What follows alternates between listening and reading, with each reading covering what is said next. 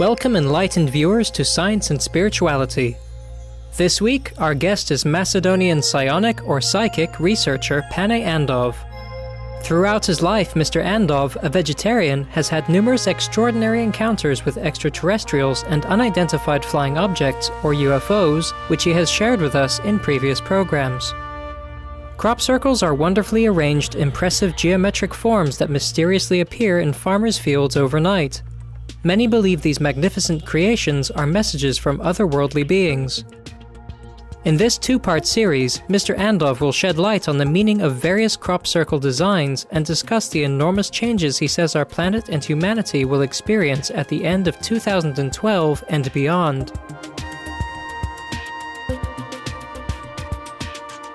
I would like to share our amazing information, what is going to happen in near future about 2012 and 2013 event.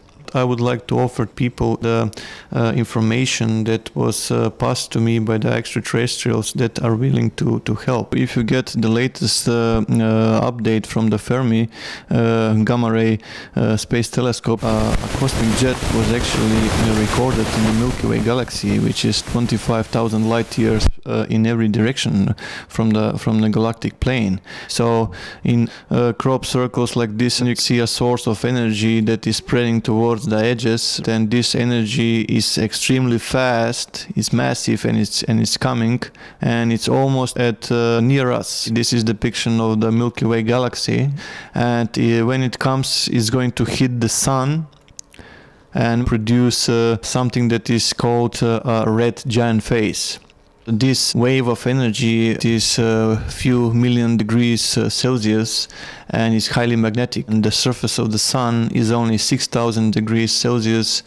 If something that is millions of degrees Celsius touches a surface of a plasma that is only 6,000 degrees Celsius, it would be enough for the star to spend all its fuel and to move from its main sequence into what is known as red giant phase, like in this crop circle. The sun radiates heat by converting hydrogen within its core into helium in a process known as nuclear fusion. The sun's characteristics are just right for enabling life on Earth to flourish and be sustained. Once the hydrogen at the sun's core becomes depleted, a process that normally takes 5 billion years, the core begins to contract. The star then collapses and releases gravitational energy into its surrounding outer layer, causing it to expand and transforming it into a red giant. When the red giant phase ends, the sun will become a smaller, cooler star which is known as a white dwarf. Mr. Andov has determined from analyzing the crop circles that after the energy wave arrives, the sun's white dwarf phase will be reached within months.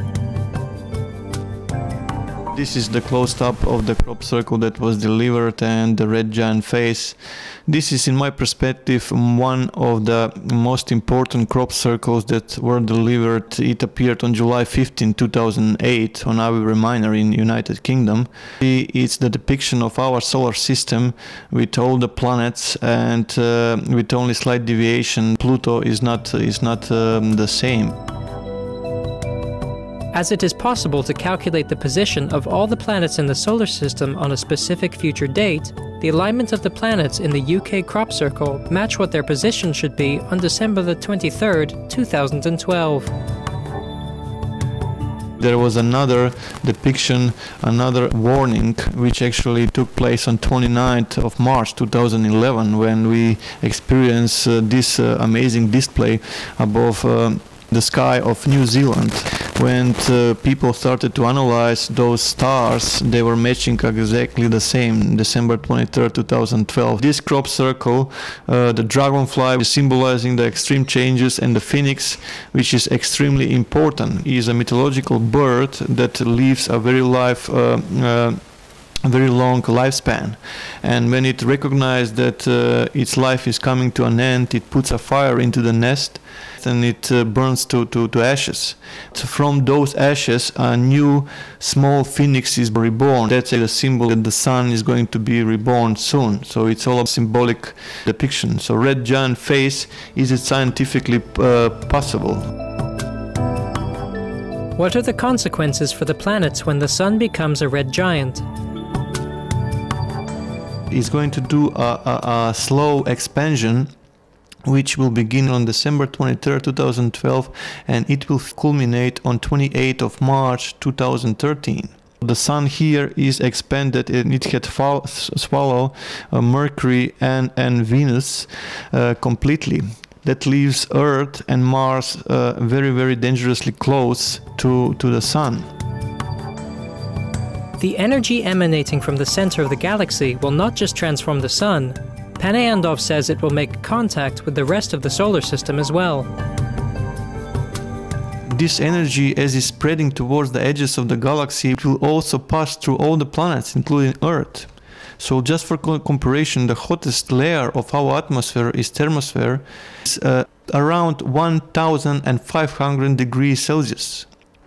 Most of the time it's less than 1,500 degrees Celsius.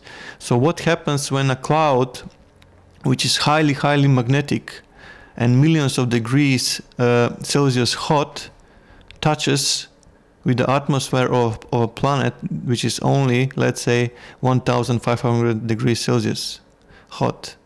It's just going to deplete the whole atmosphere. So there are plenty of changes on the 3D level that we need to be aware of. Mr. Andov has learned that our Sun has a companion or twin star located on the outer edge of the solar system.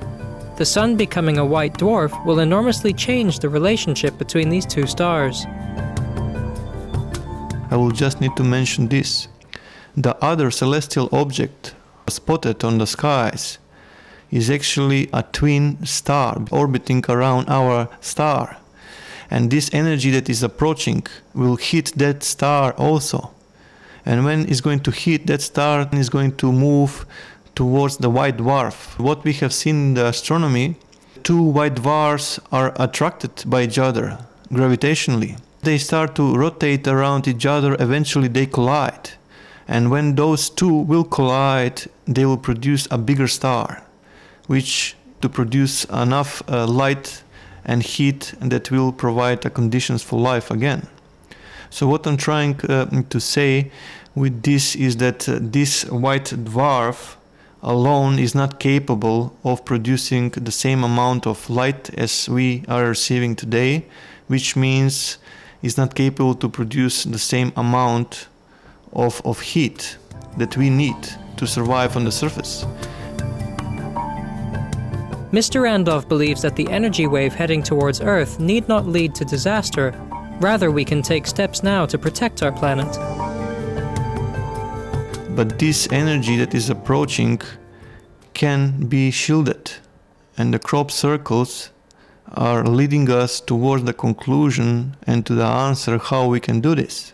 The data that arrived through the crop circles, plenty of information was about the fractal geometry. And people realized that they are referring to fractals. But in reality, they are referring that this universe we live in is a fractal universe, and we can influence it. Pane Andov says that although the recognition of fractals is correct, most don't understand that the data is saying that we live in a fractal universe and we can influence or change the universe. If you recall the research of Dr. Emoto about the water molecules, humans are able to change the crystalline structure, turn into something magnificent. We have the ability to influence one of the elements, water. But that's not where it stops. We have the ability to influence the fractal momentum or structure of the rest of the elements that are present on Earth. So that's the first momentum that we need to understand, that we have the capability, the power in us that is dormant, that if united, it can produce a change to the matrix. So how can we do that? By combining energy. And the only known tool to me is meditation. Massive group global meditation, where millions of people can unite into one meditative oneness, and they can impact the fundamental structure of Earth.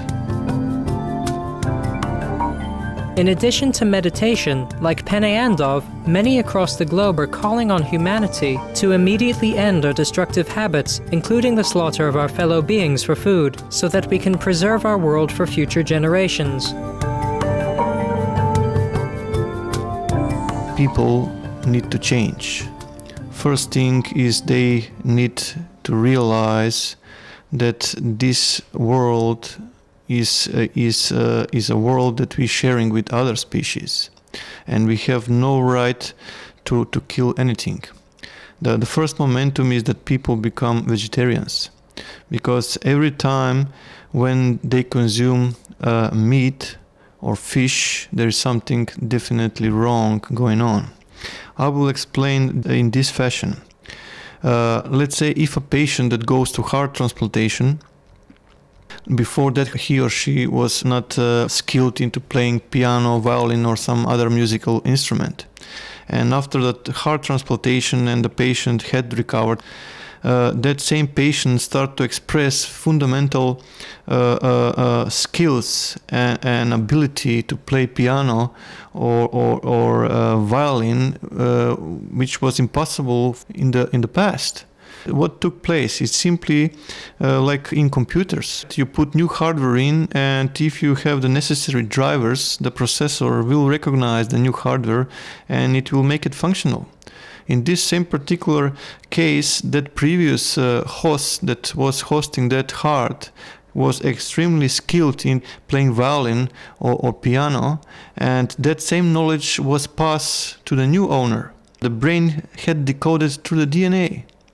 So imagine when people consume meat. That animal, before it was killed, had suffered a trauma, a stress, a terror, which was condensated into the structure. And when we consume that stuff into our bodies, we actually inherit the same emotion, the same energies, and it produces a DNA virus. And this DNA virus further goes to diseases and completely lowers the vibration. So it's lowering our vibrational field. And without a proper vibrational field, we cannot tune into this meditative oneness that we are talking about. And what is more, even important, that we don't need to kill animals or fish, because we are light beings and we can exist on vegetables, even on prana, if some people go towards that path. Thank you, Pane Andov, for sharing with us the valuable knowledge you have gathered from extraterrestrial sources regarding our universe.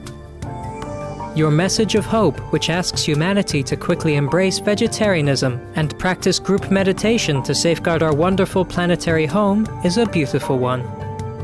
For more details on Mr. Andov, please visit www.paneandov.com.